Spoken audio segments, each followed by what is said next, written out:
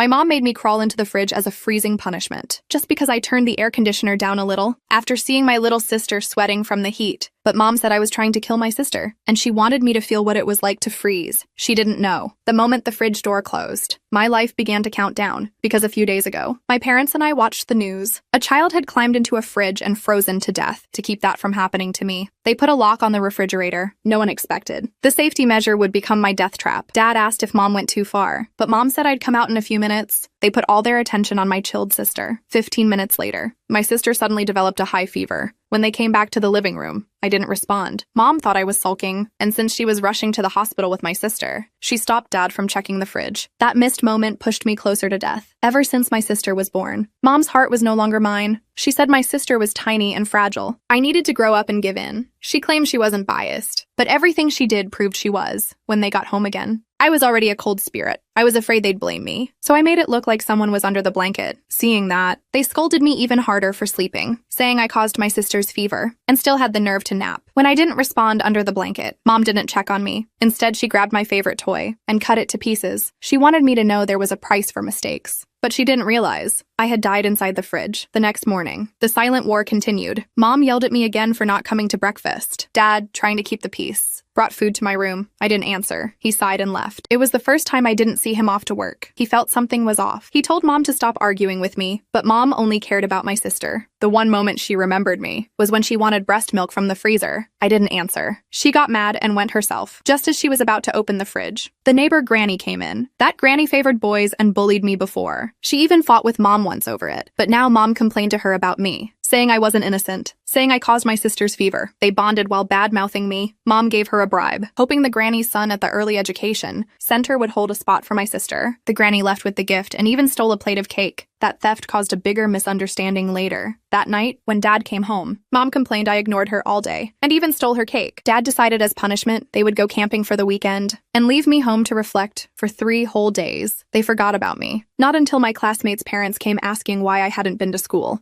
did they feel even a little uneasy, but they were only upset because the parents scolded them for leaving me alone while they went on vacation. The neighbor parents said if they didn't like it, they should keep their kid away from me. Then the community office arrived to investigate. They asked where I was. Mom rushed to my bedroom, but found nothing. My classmates' parents saw moldy fried dough sticks and sour soy milk in my room. Even then, my parents still thought I was throwing a tantrum, the community officer asked when they last saw me. Mom told them about the night my sister got sick. They went to the fridge. The officer stared at the heavy lock and asked Mom, how was she supposed to come out on her own? Mom froze. Fear crashed over them all at once. They didn't know, with my spirit still trapped there. Their punishment was only just beginning.